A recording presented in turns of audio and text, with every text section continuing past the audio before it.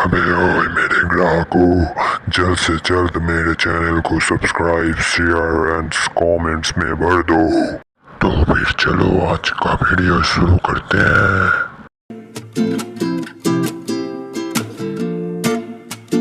कहानी की शुरुआत में हमें एक लड़की दिखाई जाती है। वो लड़की उस बुक को लेके पढ़ने लगती है। वो लड़की उस बुक को खोलती है तो उस बुक में एक मैजिशियन के बारे में लिखा हुआ होता है। वो उस मैजिशियन का नाम होता है ईके। के बारे में हमें बताया जाता है कि वो डिमन लॉर्ड आर्मी का एक मेंबर है एंड वो मास्टर मैजिशियन का एक ग्रैंडसन है। उसके बाद हमें एक बहुत बड़े वॉर का सीन दिखाया जाता है यहाँ। उसके बाद हमें कुछ दूर ही ईके और उसके एक साथी को दिखाया जाता है। ईके का साथी ईके को कहता है हम लोग कैसल का गेट्स तोड़ सकते हैं। वैसे भी मैंने आपके कहने पर हमारे साथियों को बैटरिंग रैम दे चुका हूँ। वहाँ से सीन शिफ्ट होके हम लोगों को एक कमांडर को दिखाया जाता है और कुछ देर बाद वहाँ पर ईके भी आ चुका था। वहाँ पे ईके आके कहने लगता है तुम लोगों के पास यहाँ से भागने के लिए 3 ही ऑप्शंस है। फर्स्ट, तुम लोग सरेंडर करके अपने जगह को हमारे हवाले कर दो। सेकंड, तुम अपने जान को अपने हाथों से ही एक ऑनर के साथ ले लो। थर्ड, मैं नहीं देख रहा, तुम लोग यहाँ से सारे भाग जाओ यहाँ से। फिर वो इंसानों का कमांडर ये सब सुन के कहने लगता है वो तुम एक डेमन होके मुझे दया दिखा रहे हो। ये बोल के वो ईके के ऊपर बहुत जल्दी हमला कर देता है। ये सब देख के ईके कहता है मुझे पता था तुम ऐसा ही कुछ करने की कोशिश करोगे जरूर। बोल के ईके उसके ऊपर अटैक कर देता है और उसे वहीं पे ही मार देता है। और सीन शिफ्ट होता है तो हमें दिखाया जाता है दूर से एक लड़की बैठ के ये सब कुछ देख रही होती है। उसके बाद ईके अपने घर में आके वहाँ पे एक बैरियर सेट कर देता है जिससे कि कोई वहाँ पे घुस ना सके। उसके बाद ईके अपने खिड़की से बाहर देखते हुए कहने लगता है कि मैं झूठ बोलूंगा अगर मैंने बोला कि मैंने इतने सारे लोगों को मार के गिल्ट फील नहीं करता। मैं कभी भी वॉर में ब्लड को देखना ही नहीं चाहता था कि मैं एक डेमन नहीं इंसान हूँ। मेरे मास्टर रोमबर्ग एक ग्रेट मैजिशियन हुआ करते थे। वो यहाँ के सब कुछ के बारे में पहले से ही जानते थे। पहले से जो यहाँ पे एडवांस सिविलाइजेशन वर्ल्ड में रहती थी उसके बारे में भी वो जानते थे।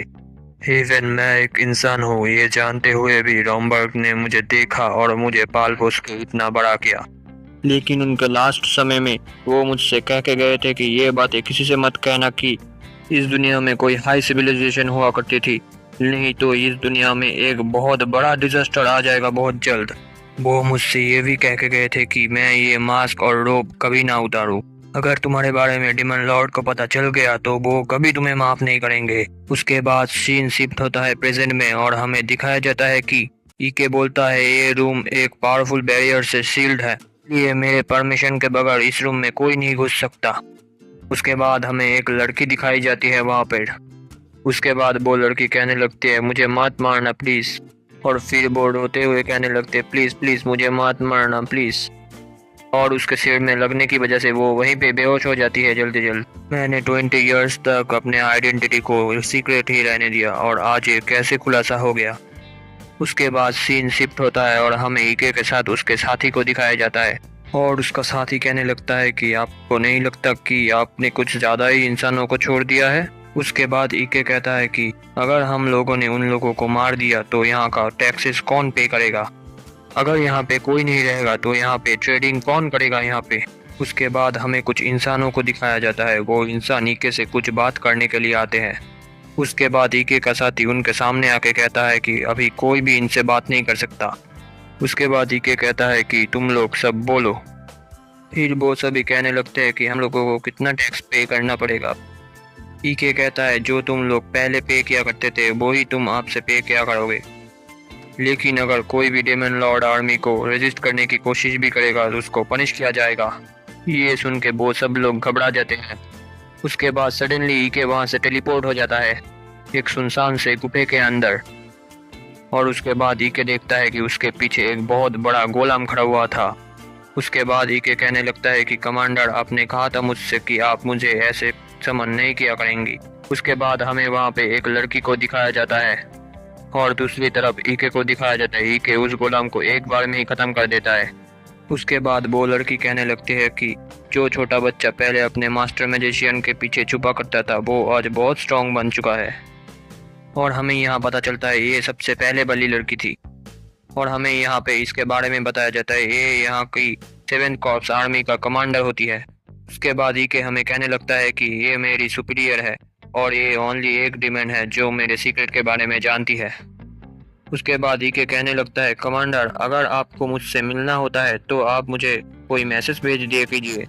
उसके बाद ईके कहने लगता है आप क्या आर्सेनम के बारे में जानने के लिए यहाँ पे आई है। उसके बाद कमांडर कहने लगती है कि मेरे साथियों ने पहले ही तुम्हारे बारे में सब कुछ बता दिया है मुझे।